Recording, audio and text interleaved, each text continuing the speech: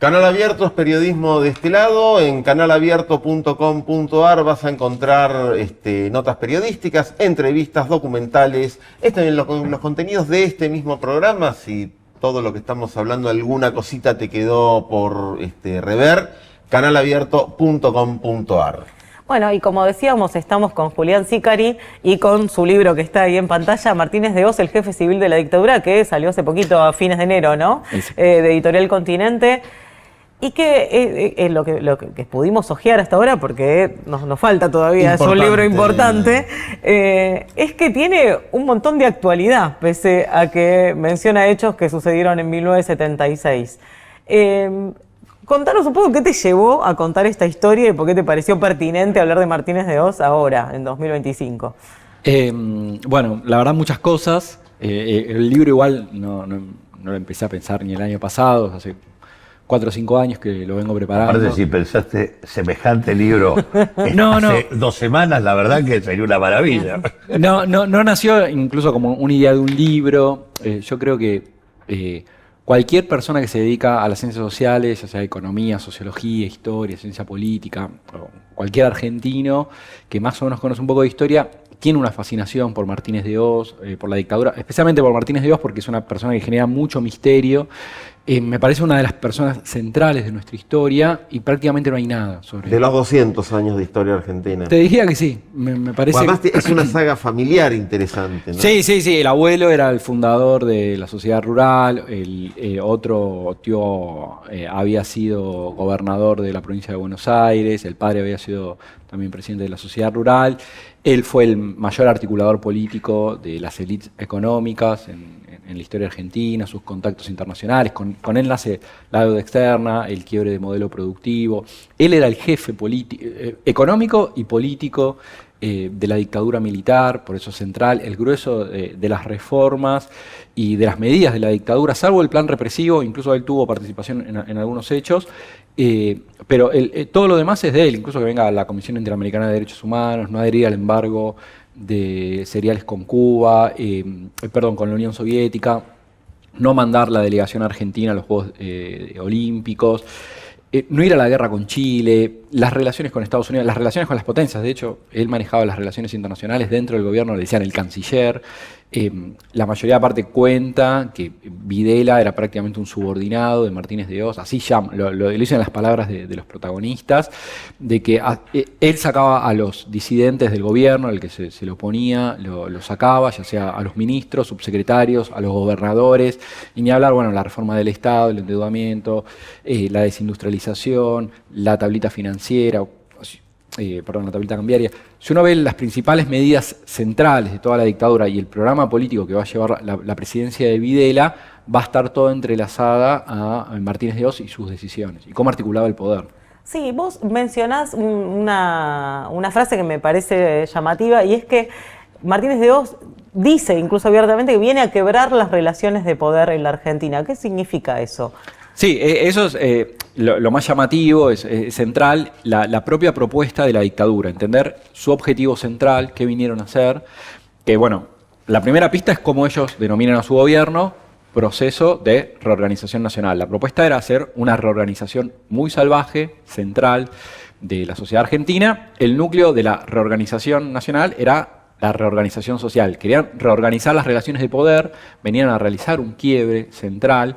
El principal enemigo, lo que ellos enuncian todo el tiempo, lo que vienen a destruir, es sobre todo el poder del sindicalismo. Ellos entendían que el tercer gobierno peronista era una república sindical o la patria gremial. Las organizaciones eso en ningún momento. El libro trabaja sobre la palabra de los protagonistas, esencialmente la élite militar y civil, y cuentan sus planes, ¿no? De hecho, Martínez de Hoz tiene 3 libros de memorias, ¿no? También varios de los protagonistas, que nadie les presta atención, pero es muy revelador lo que cuentan, están totalmente obsesionados con destruir al sindicalismo, porque ¿qué pasaba? Ellos entendían que cuando hacen el golpe en marzo del 76, estamos atravesando la crisis del Rodrigazo, era un gobierno peronista realmente calamitoso, la presidencia de Isabel era un desastre, violencia política, el país iba hacia una hiperinflación, una violencia política atroz. Era una situación muy, muy difícil y la pregunta era, ellos mismos cuentan que decían, ¿por qué Argentina cae una y otra vez en crisis de este tipo?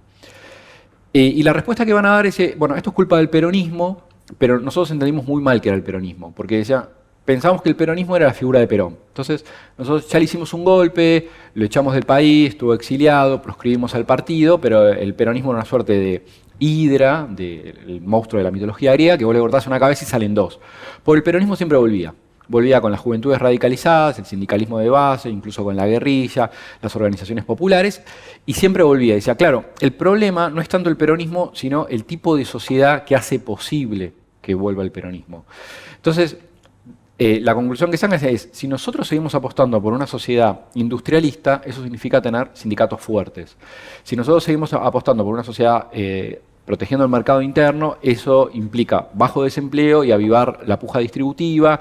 Si nosotros seguimos alentando el estado de bienestar, vamos a pregonar el horizonte de igualdad social, que, bueno, que es la que alienta el conflicto social.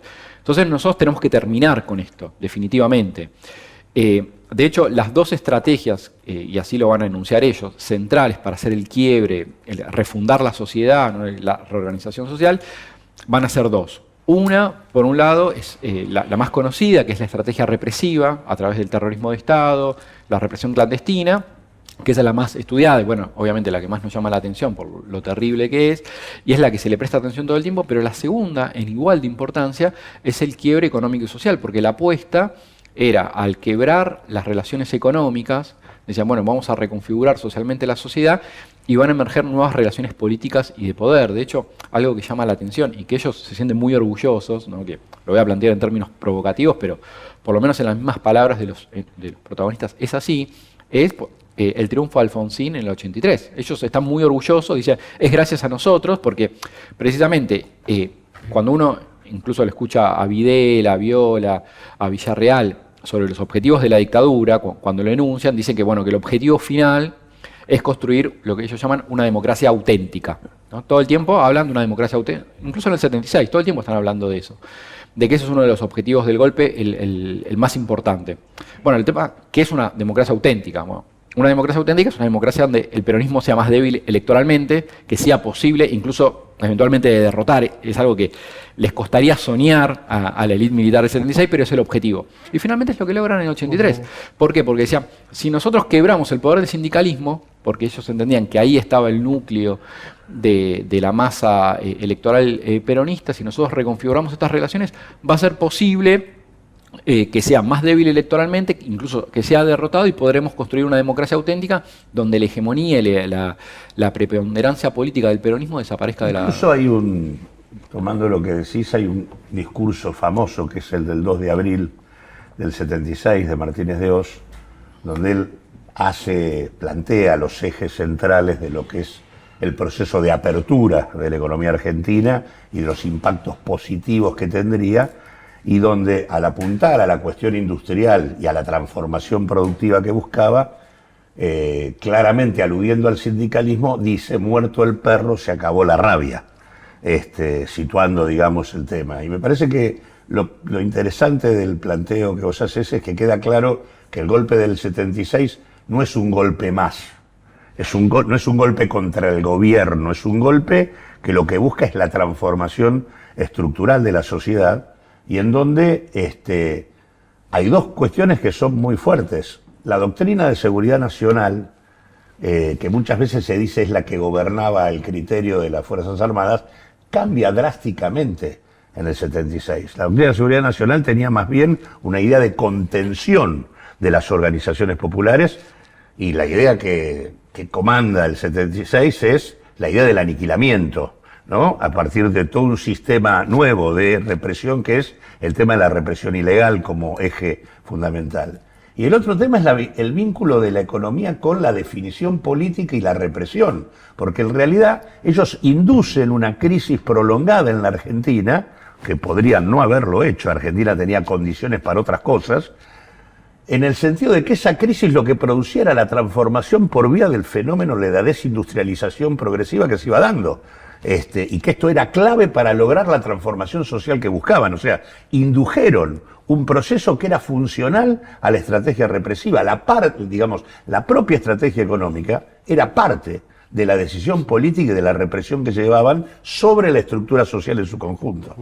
Yo, una cosa que me quedé con lo que la caracterización que hacías recién, que decías, bueno, cambiar el modelo, desindustrializar para debilitar sindicatos y bajarlo del consumo para que no haya puja distributiva. En un momento en el que no estaba todavía la globalización como la conocemos todo, siendo el sector, digamos, empresarial, ¿a quién le pensaban vender qué?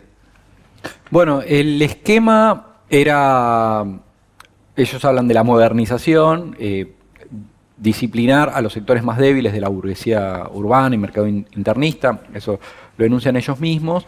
La idea es decir, bueno, volvámonos competitivos en las áreas donde efectivamente podemos competir, que uno era alimentos, que de hecho va a ser el sector industrial que más va a crecer, y energía, ¿no? Que sobre todo petróleo.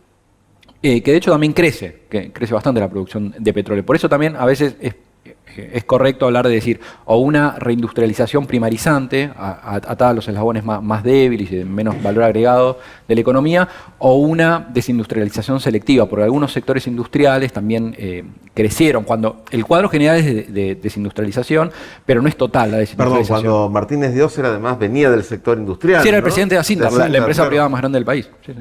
Y del Consejo Empresario Argentino. Era el presidente también. Sí, claro. Esto también, hay muchas paradojas, porque hay, a mi entender, muchos mitos y muchas ideas falsas sobre cómo fue el golpe y cómo fue los esquemas de poder, porque es verdad que inicialmente tiene el apoyo del grueso de las asociaciones empresarias y va a ser él como el representante y va a aplicar inicialmente un programa acorde a lo que pide el poder económico empresario, pero eso va a ir cambiando con el tiempo. De hecho, ya al final de la gestión de Martínez de Oz va a ser, como ellos mismos, el anticristo para las élites. Le van a hacer paros empresariales, movilizaciones. Estamos en dictadura. Esto no de se hecho, hay un recuerda. corte, ¿no? Una cosa es el programa económico 76-77 y otra cosa es el proceso que se abre a partir de la tablita del 78. Claro, sí, ahí cambia. Hay un cambio cualitativo en el esquema de la política, induciendo el proceso de desindustrialización, ¿no? Sí, las asociaciones, ya sea del agro, también lo detestan. Pensemos que eran 3 de los 5 bancos privados más grandes del país. Bueno, la UIA ni hablar. Incluso dentro de la élite militar se va a armar una fuerte oposición, porque también esto queda olvidado por todo lo que pasó, pero la presidencia de Viola, que es la que sucede a la de Videla, Viola asume como presidente en marzo del 81. Va a crear una gran coalición anti-Martínez de Oz. Y todos los caídos y los enemigos de Martínez de Oz vienen a hacer una suerte de contrarreforma contra Martínez de Oz, que bueno, ahí va a estar como ministro del Interior Liendo, que era el principal enemigo, va a estar el general Diego Urricarriet, que era el director general de fabricaciones militares, que era del área nacionalista, industrialista, que tenían visiones de desarrollo, que lo van a poner ministro de Obras Públicas. Al presidente de la UIA lo van a convertir en ministro de Industria, al que era el líder del movimiento rural, Aguado, lo van a nombrar ministro de Agroindustria. Entonces va a haber un cambio, una coalición donde todos los caídos van a tratar de recomponer. Lo que pasa que, y acá hay otra de las paradojas, Martínez de Oz deja una situación tan calamitosa, llena de bombas a punto de explotar, que cuando asume Viola, hace incontrolable, vienen una suerte de evaluaciones caóticas, un descontrol financiero, cambiario, inmanejable, que precisamente va a debilitar muchísimo su presidencia, y a los 9 meses ya está sufriendo un golpe interno. Recordemos que Viola asume en marzo del 81, ya en diciembre lo deponen, y cuando asume Galtieri, que piensa que dice, esto no lo controla porque Viola es un débil, él tampoco puede controlarlo, y ya tiene las movilizaciones populares, de hecho va a tener la más fuerte, que va a ser el paro general de la CGT el 30 de marzo del 82, que van a decir, bueno, ya estamos de salida, entonces ahí va a ser la apuesta por Malvinas, la apuesta desesperada, pero esa apuesta de Malvinas, que es importante remarcarlo, es desesperada, pero porque ya estaban ahogados por la situación social y económica, y todavía, por más que suene antipático, la fuerza del movimiento de derechos humanos no era tan importante, tan significativa. Lo que marcaba la agenda era otra cosa, pero son las herencias de Martínez de Oz lo que explican la situación. En realidad, a partir de esa etapa es cuando ya aparece Cavallo y aparece la estatización del endeudamiento en todo ese proceso. Sí, Cavallo va a asumir en 82. Claro, sí, después de la guerra. Y bueno, ahí está la discusión si fue él o Díaz del Solar, ¿no? Tenemos que irnos a un Pero pequeño corte. la modificación de la sociedad implica la reconfiguración también de la élite. Bueno, Sí, ahora cuando volvemos del corte nos hacen un montón de señas, vamos a hablar de todo esto y de la actualidad que tiene todo esto. Y seguimos con Julián Sicari, autor de Martínez de Hoz, el jefe civil de la dictadura, historiador, economista, psicólogo, un montón de cosas. Y estábamos hablando de la actualidad porque además a lo largo del libro se repiten un montón de apellidos que escuchamos en este momento y un montón de preceptos. Vos estabas mencionando la demonización del sindicalismo, el intento de disciplinamiento de una sociedad que en principio está mal, que piensa mal. Digo, hace poco escuchamos al principal asesor del presidente diciendo que el problema de la Argentina son los argentinos. Hay algo o mucho de este discurso que tiene completa vigencia en este momento. Sí, ¿Vos verificás lo mismo? Sí. Llama la atención, ¿no? A veces es un libro, como lo comentabas al principio, de algo que pasó hace 50 años, pero tiene una actualidad total, no solo por los discursos, porque bueno, sin Martínez de Hoz es imposible entender lo que va a venir después, ya sea Menem, la Alianza, Macri, a Milei, las propias estrategias de las élites económicas y de los sectores de derecha, conservadores que tanto detestan las movilizaciones populares, y cómo se repiten los nombres y las estrategias, ¿no? Porque, bueno, mencionábamos a Cavallo como parte del equipo económico de la dictadura, que va a estar con Menem, va a estar con la Alianza. En la Alianza se va a repetir las dos estrategias, ya sea la represiva con Patricia Bullrich, reprimiendo jubilados, y con Cavallo y Sturzenegger, con extremando el programa liberal y desregulación. Después eso se va a repetir de vuelta con Macri, Patricia Bullrich, una vez más a cargo de la represión, y Sturzenegger y Caputo alentando las medidas de especulación financiera, liberales, que generan caída de ingresos, aumento de la pobreza, de la desigualdad.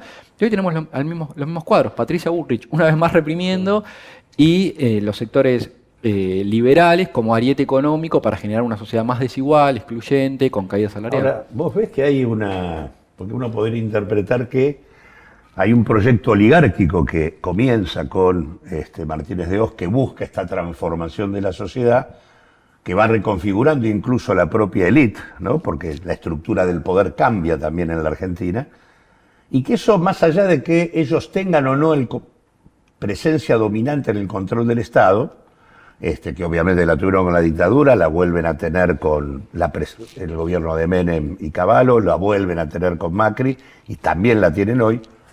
Es como que siempre, incluso cuando no están en el Estado, mantuvieron el intento de consolidar este rumbo, confrontando, desarticulando políticas de los gobiernos que de alguna manera aparecían. Es como una continuidad donde el proyecto original se sostiene, y en eso un poco está también esta cosa de Milei, en donde no es a diferencia de Macri, que claramente era un negacionista respecto a todo el fenómeno dictatorial. Acá lo que hay es reivindicación de la experiencia de la dictadura. Esto es lo que le da mucha actualidad, creo, al libro tuyo. Sí, los discursos hoy reivindican la dictadura. Sí, terriblemente, sí. Y también una paradoja y algo para que a mí, por lo menos, más me despierta a pensar, porque uno se puede enojar con Milei, con De la Rúa, con Macri. El problema son las bases sociales que hay detrás y que permiten, porque el programa de Martínez de Hoz se hacía vía las botas.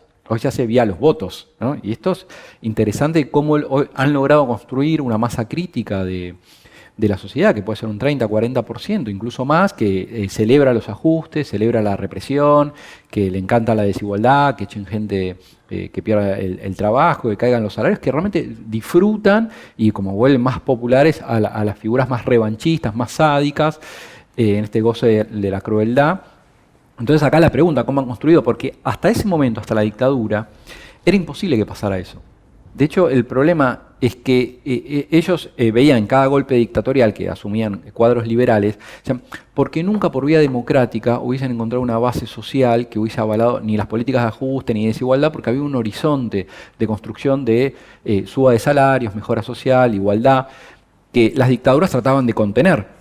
Pero ahora pueden acceder. Esto es lo paradójico. Incluso, bueno, un caso, ¿no? Macri, ¿no? Es un hijo directo de la dictadura, porque en los 90 se decía que Menem le dio el poder a los que ya lo tenían, ¿no? Entonces se dio como la conducción económica a los grandes grupos económicos, su programa, sus funcionarios, sus fundaciones, lo mismo con De la Rúa.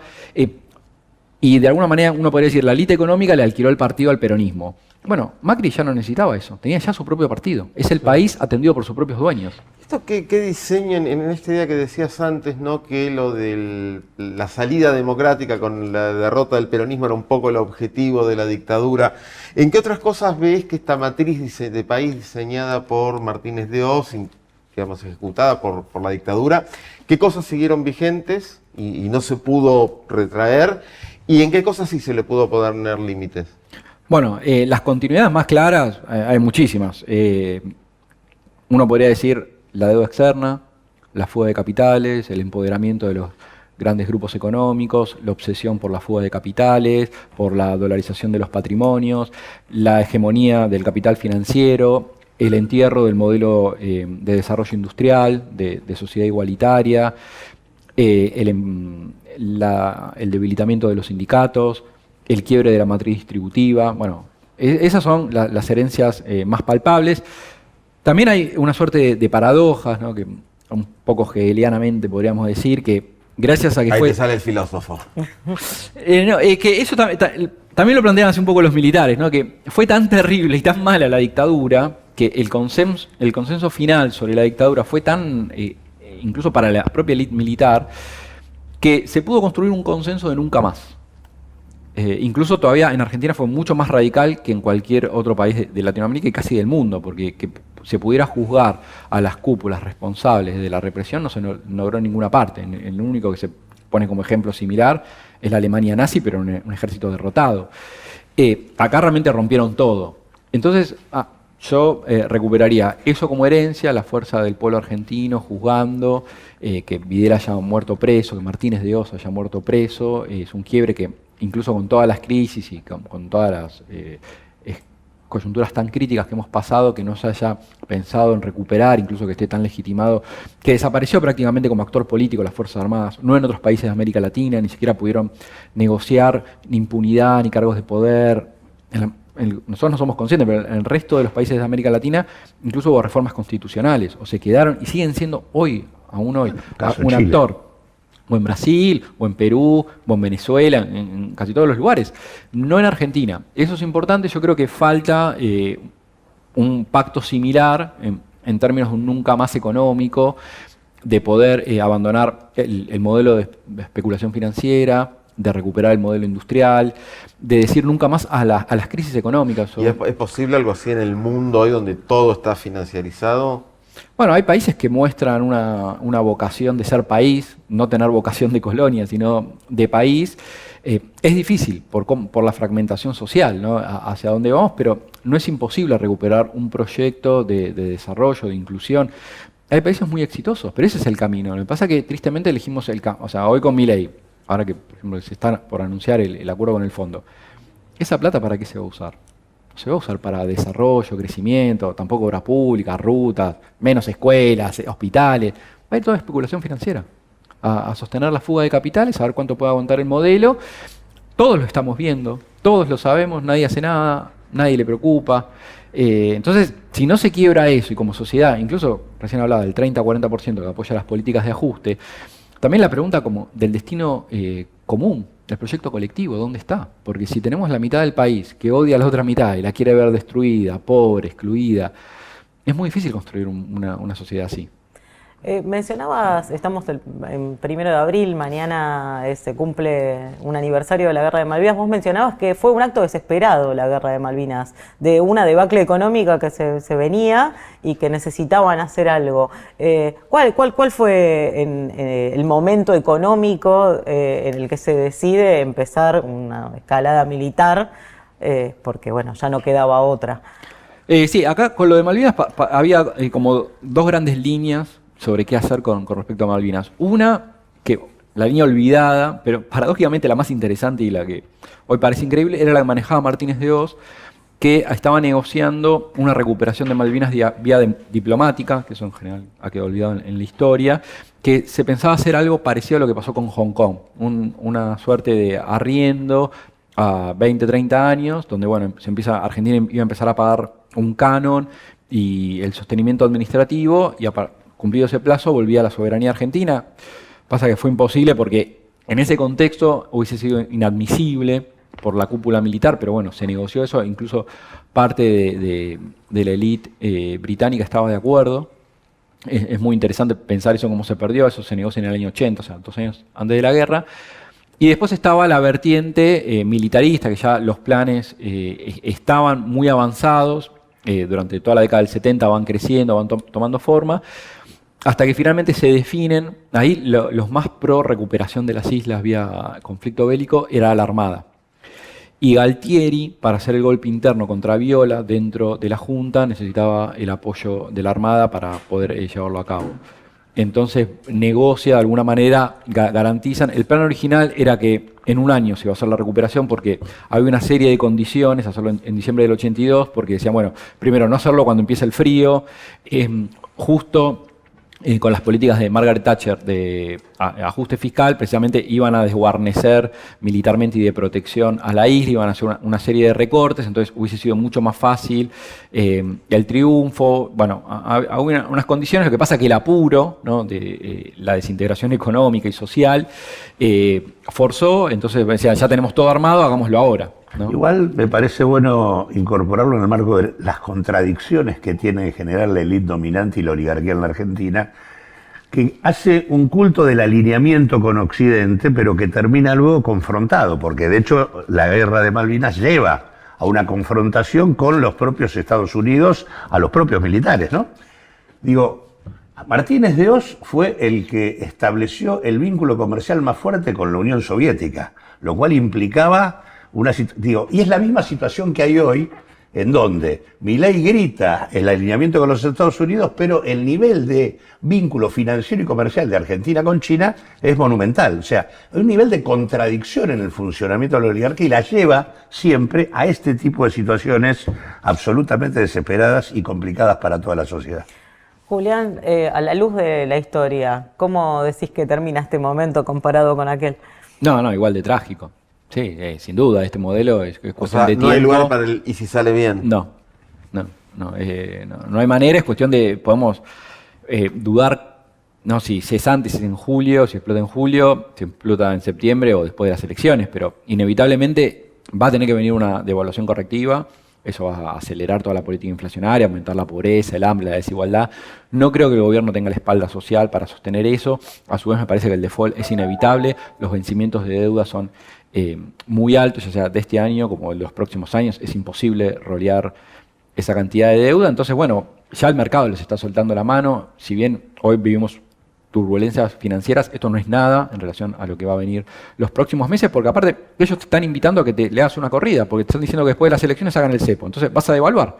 Entonces el último que compra dólares pierde, entonces va a haber un desarme compulsivo de posiciones en pesos para pasarse a dólares. No tienen las reservas, hoy están menos 12.000 millones, en julio tienen un pago de 5.000 millones, más todo las hecatombes que van a sufrir, van a estar contra la espada y la pared. Incluso el mismo mercado va a ser el que les está soltando la mano, porque ahora lloran que los jubilados, golpes, yo qué sé, pero en las propias reglas de ellos es que van a fracasar. Bueno, con este mensaje alentador nos despedimos de Julián Sicari. Muchísimas gracias y felicitaciones por el libro. Nos vamos a este pequeño aviso y ya venimos.